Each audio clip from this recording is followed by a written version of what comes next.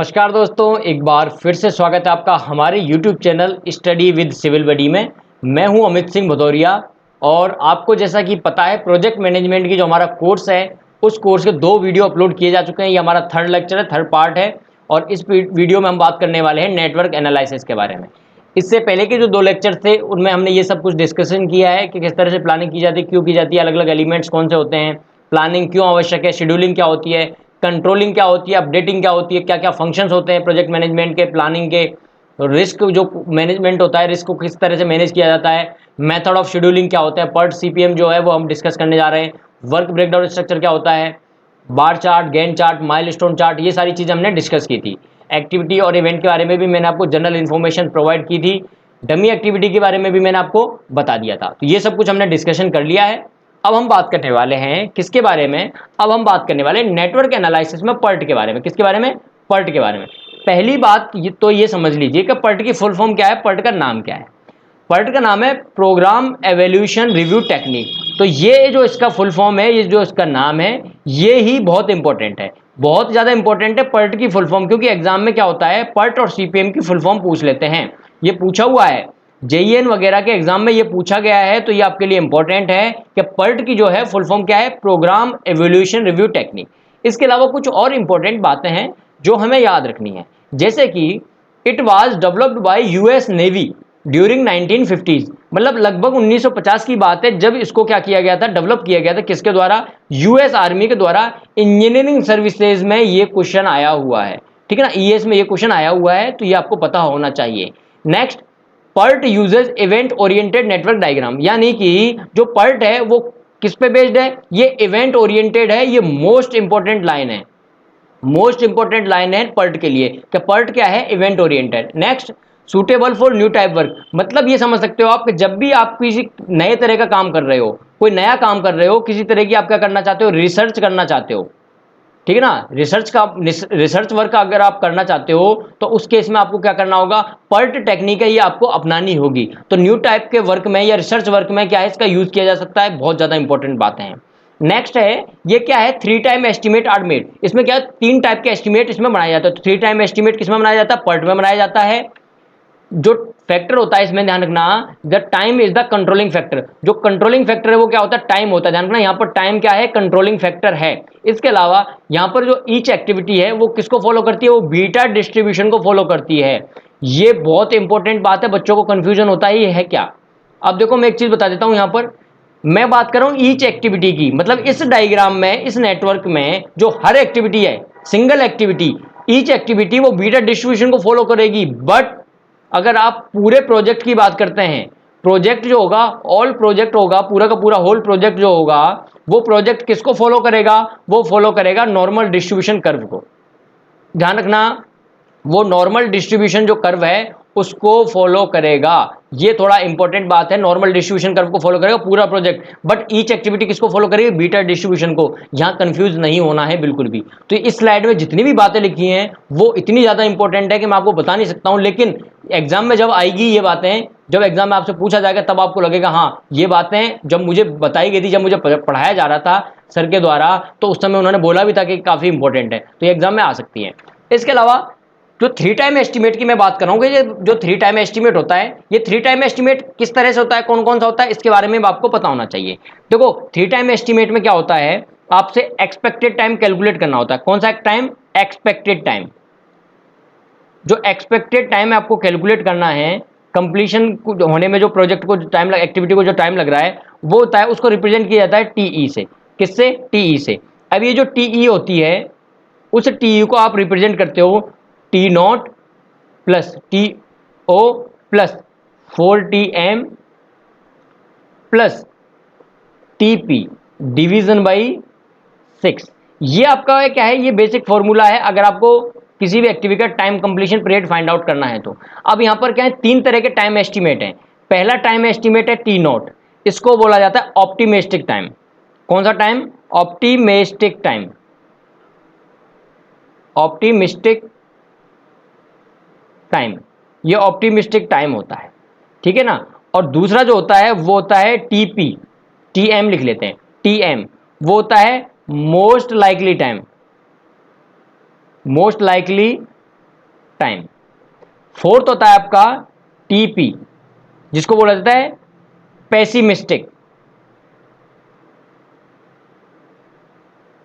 Pessimistic time. ये 3 time होते हैं, ये 3 टाइम एस्टिमेट होते हैं, यानी कि 3 टाइम जो एस्टिमेट होता है वो पर्ट में होता है। कौन कौन से होते हैं आपके पास में?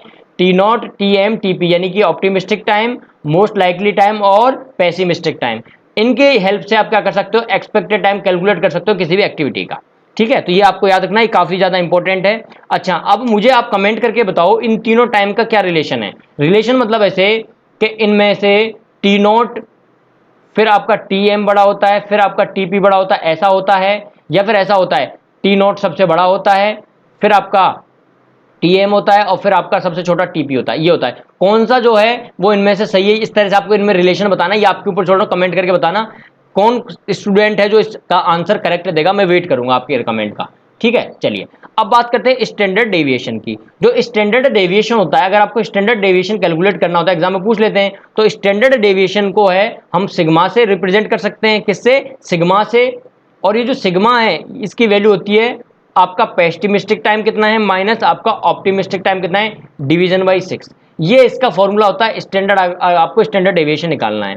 अगर आपको वेरिएंस निकालना है, वेरिएंस क्या होता है? सिग्मा का स्क्वायर। अगर आप सिग्मा का स्क्वायर कैलकुलेट करना चाहते हो तो आप कैसे कर सकते हैं? बस स्क्वायर कर दीजिए, TP minus T not division by 6 का होल स्क्वायर। तो इस तरह से आप क्या कर सकते हैं कि स्टैंडर्ड जो डेविएशन है वो कैलकुलेट कर सकते हैं, और वेरिएंस, दोनों चीजें कैलकुलेट की जा सकती हैं। चलिए आगे बात कर लेते हैं इवेंट टाइम के बारे में। कि जो इवेंट टाइम होता है, अलग अलग तरह का इवेंट टाइम होता है। पहला जो टाइम है वो है आपका earliest expected event occurrence time. इसको आप रिप्रेजेंट करना चाहें तो आपको कैपिटल टी ई से रिप्रेजेंट कर सकते हैं। ठीक है, इसकी जो वैल्यू आप ऐसे कैलकुलेट कर सकते हैं। देखो, आप ये मान सकते हैं कि कोई एक्टिविटी है आपके पास में, ठीक है, जैसे मैं यहाँ रिप्रेजेंट कर देता हूँ, पेन दूसरा ले लेते हैं, अब रेड कलर से शो कर लेते हैं। जैसे मान लीजिए यहाँ पर कोई आपने एक्टिविटी को आपको डायग्राम बनाना है, इस तरह से आपने शो कर रखा है। ठीक है, यहाँ पर ही समझ लीजिए कि आई नाम दे दिया इसको, इसको नाम दे दिया जे। इसको कंप्लीशन में जो टाइम लग रहा है वो आपने दिया स्मॉल टी ई।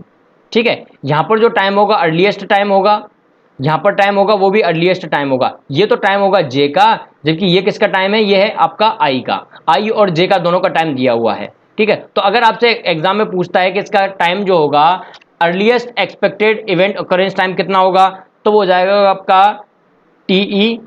ठीक है, और टीई में भी आपको कौन सा निकालना है? जे का निकालना है। जे का अर्लीस्ट टाइम कितना हो जाएगा? जे मतलब कौन सा वाला, इसकी बात कर रहा हूं मैं। तो वो हो जाएगा आपका कि आपकी टीई आई कितनी है, प्लस आपको इस एक्टिविटी में टाइम कितना लग रहा है, कितना लग रहा है? टीई लग रहा है। तो स्मॉल टीई इस तरह से आप लिख सकते हैं, ये इतना टाइम लगेगा इसको पूरा होने में। अर्लीस्ट टाइम जो होगा इस जे एक्टिविटी का कितना होगा? इतना होगा। ये तो नॉर्मल हुआ कि जब सिंगल आपको इस तरह से दिया हुआ है, लेकिन जब आपके पास में क्या होता है, इस तरह से बने हुए होते हैं, जब आपके पास में एक एक्टिविटी यहाँ है, एक यहाँ, एक यहाँ, मतलब आपके पास में 2 ऑप्शन है, तो उन 2 ऑप्शन के केस में फिर आपको कौन सी वैल्यू लेनी होती है, किस वैल्यू को आप चूज करेंगे, क्योंकि डायग्राम क्या है, इस तरह से बने हुए होते हैं। ठीक है, इस तरह से अगर बने हुए हैं तो उस केस में आपको कौन सी वैल्यू लेनी है? आपके पास में एक यहाँ से वैल्यू आएगी, एक यहाँ से वैल्यू आएगी, इस पॉइंट पर, इस पर्टिकुलर पॉइंट पर। तो अगर ज्यादा वैल्यूज हैं तो उस केस में क्या लेते हैं? उन दोनों वैल्यूज का क्या लेते हैं? दोनों वैल्यूज की कितनी वैल्यू होंगे? मैक्सिमम लेते, याद रखना, मैक्सिमम वैल्यू लेते हैं जब आपके पास में क्या हो? मोर देन 1 वैल्यू हो। क्या हो? मोर देन 1 वैल्यूज होंगी, उस केस में मैक्सिमम वैल्यू लेते हैं। ये चीज शायद हो सकता है अभी समझ में ना आए, लेकिन मैं आगे चल के नेटवर्क सॉल्व करवाऊंगा, उसमें ये चीज जरूर समझ में आएगी। नेक्स्ट होता है आपका लेटेस्ट अलाउएबल ऑकरेंस टाइम, मतलब लेट से लेट जो टाइम हो सकता है किसी एक्टिविटी को, वो कितना हो सकता है। तो वो भी ऊपर की जैसा यहां बना हुआ है इसी तरह के आप बना सकते हो। ये हो जाएगा लेटेस्ट टाइम, कहां रख सकते हो आप? टी एल से। टी एल ये आई का हो जाएगा, और यहां पर टी एल किसका होगा? ये जे का होगा। तो इसको आप ले सकते हो टी एल लेट से लेट टाइम जो हो सकता है किसी भी एक्टिविटी आई का, वो आई का लेट से लेट टाइम कितना हो सकता है, वो इक्वल टू हो जाएगा कि टी एल इन लेटेस्ट लेट से लेट टाइम जो जे एक्टिविटी का है वो कितना है, माइनस टीई, इस टीई में कितना टाइम लग रहा है इस एक्टिविटी में। इस तरह से आप कैलकुलेट कर सकते हो। बट वही वाली बात है, ये तो सिंपल है तब है, लेकिन अगर मोर देन 1 एक्टिविटीज हो तो मोर देन 1 एक्टिविटी के केस में हम कौन सा लेते हैं? हम लेते हैं मिनिमम। जो हमारे पास ऑप्शंस होंगे उनसे मिनिमम लेंगे। एक्चुअल में क्या होगा, जब डायग्राम बनता है लेटेस्ट टाइम निकाला जाता है तो पीछे से आगे से, यहाँ जो फाइनल वैल्यू है उससे पीछे की तरफ आते हैं, इस तरह से आते हैं। जैसे आप यहाँ पर आए, यहाँ से भी आए, इस पॉइंट पर आ गए, तो एक वैल्यू तो ऊपर से मिलेगी यहाँ से, एक वैल्यू मिलेगी यहाँ से, तो आपको दोनों में से कौन सी लेनी है, दोनों में से मिनिमम वैल्यू लेनी है, लेट वाली वैल्यू नीचे लिखने के लिए, क्योंकि जब भी एक्टिविटी बनाई जाती है ना ऐसे, तो उस एक्टिविटी में ऊपर तो लिखा जाता है आपका अर्लीस्ट टाइम टी और नीचे लिखा जाता है लेटेस्ट टाइम। तो लेटेस्ट टाइम हमेशा क्या लेते हैं, मिनिमम लेके चलते हैं, और अर्लीस्ट टाइम क्या लेते हैं, मैक्सिमम लेके चलते हैं, मोर देन 1 के केस में, यह याद रखना। और आगे चल के जब हम पढ़ेंगे नेटवर्क के बारे में, नेटवर्क सॉल्व करेंगे आगे चल के, तब आपको और अच्छा बेटर समझ में आएगा। अब बात कर लेते हैं स्लैक के बारे में। स्लैक से बहुत क्वेश्चन पूछे जाते हैं एग्जाम में, स्लैक और फ्लोट से।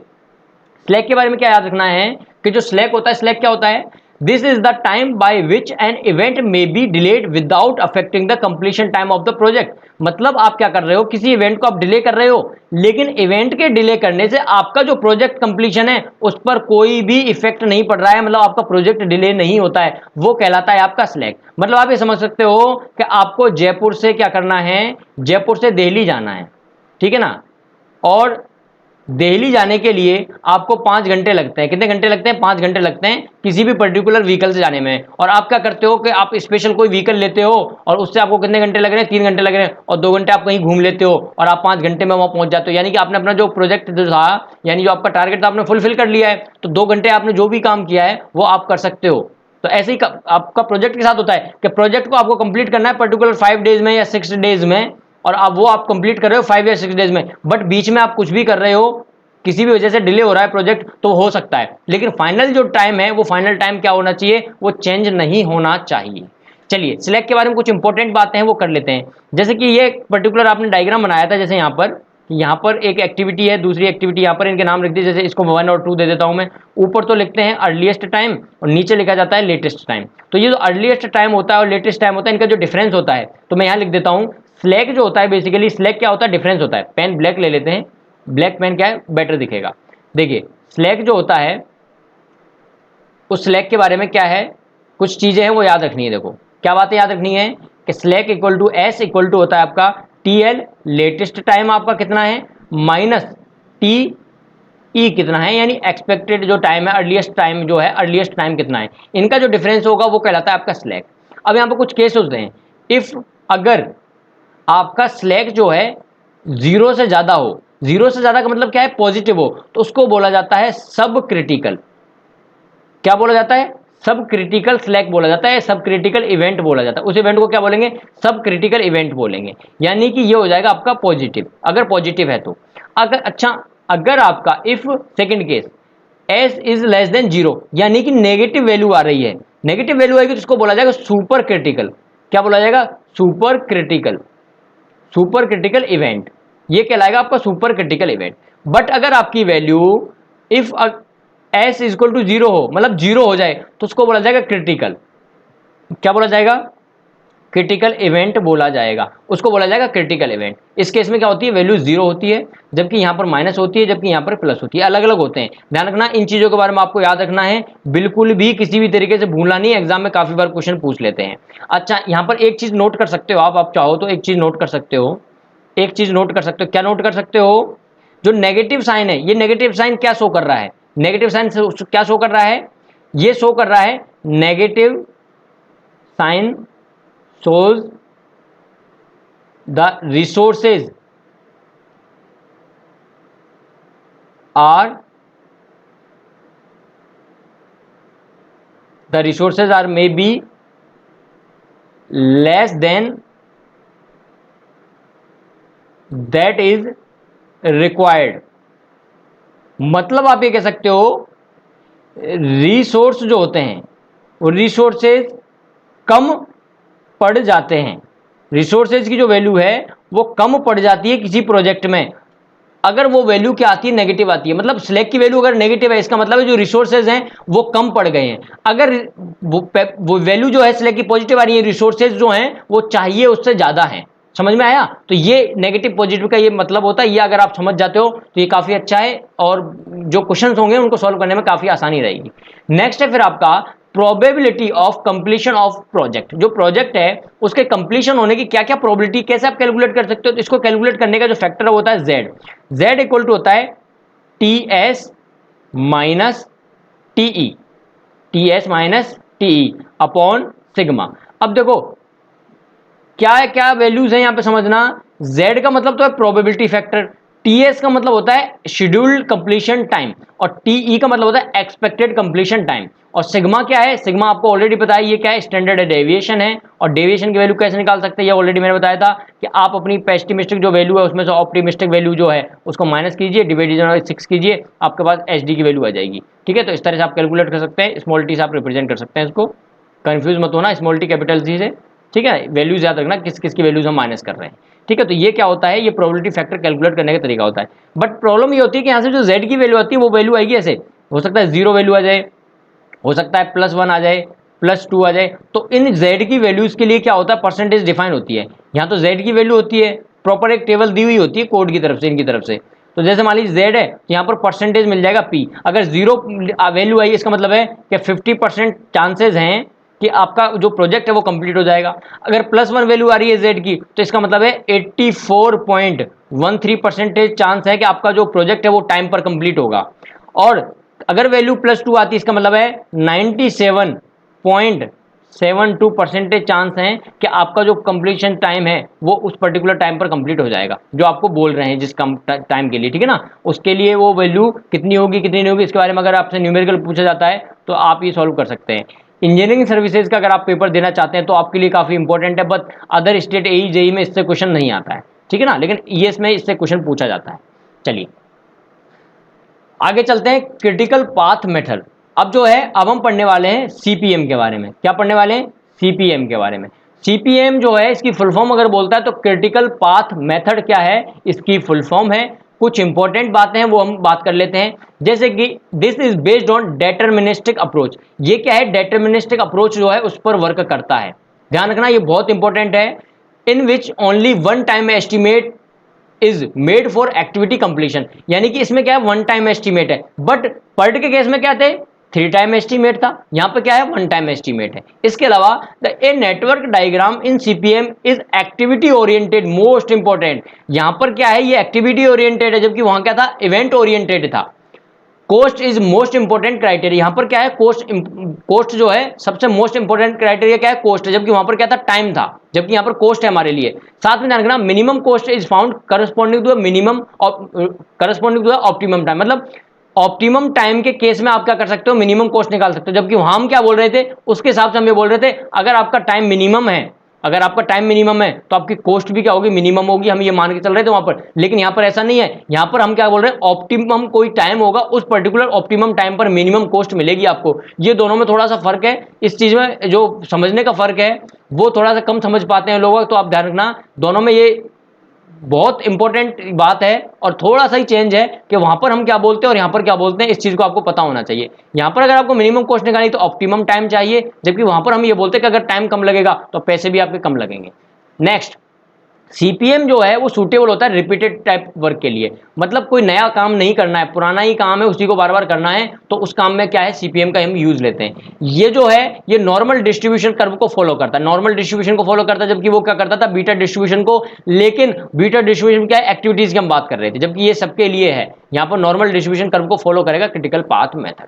ठीक है भैया, ये काफी इंपॉर्टेंट है। अब क्या करने वाले हम, एक्टिविटीज के बारे में बात करेंगे, एक्टिविटी के जो टाइम होते हैं उनके बारे में बात करेंगे। अलग अलग तरह की एक्टिविटीज के टाइम होते हैं CPM में। फिर फ्लोट के बारे में बात करेंगे, फ्लोट की मैं ट्रिक वगैरह बताऊंगा। तो मैं ये चाहता हूं कि आपके लिए क्या है, इस टाइम का और फ्लोट का एक अलग से स्पेशल वीडियो बनाऊं, और उस पर स्पेशल वीडियो में मैं ट्रिक के साथ आपको ये बताऊं कि कौन सा फ्लोट जो है, कौन से फ्लोट को कैसे याद रखना है और कैसे आपको एग्जाम में क्या करना है, क्वेश्चंस को सॉल्व करना है ट्रिक के थ्रू। तो वो मैं अलग से एक वीडियो बनाऊंगा, मिलेंगे नेक्स्ट लेक्चर में।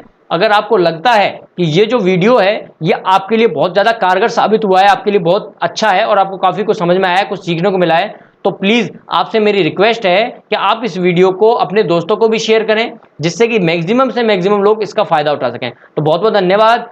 इस वीडियो को आप ज़्यादा से ज़्यादा शेयर कीजिए, वीडियो लाइक करो या मत करो कोई फ़र्क नहीं पड़ने वाला, आप सब्सक्राइब करो ना करो आपकी मर्जी है, आपका फ़ायदा है उसमें। लेकिन मेरी तरफ से यह है कि मेरे को आप गुरु दक्षिणा के रूप में इतना कर दीजिए कि इस वीडियो को ज़्यादा से ज़्यादा शेयर कर दीजिए। चलिए मिलते हैं नेक्स्ट वीडियो में, जहां मैं आपको प्रोवाइड करने वाला हूं फ्लोट के लिए जो स्पेशल ट्रिक्स हैं उनका एक अलग से वीडियो। तो बहुत बहुत धन्यवाद, थैंक यू।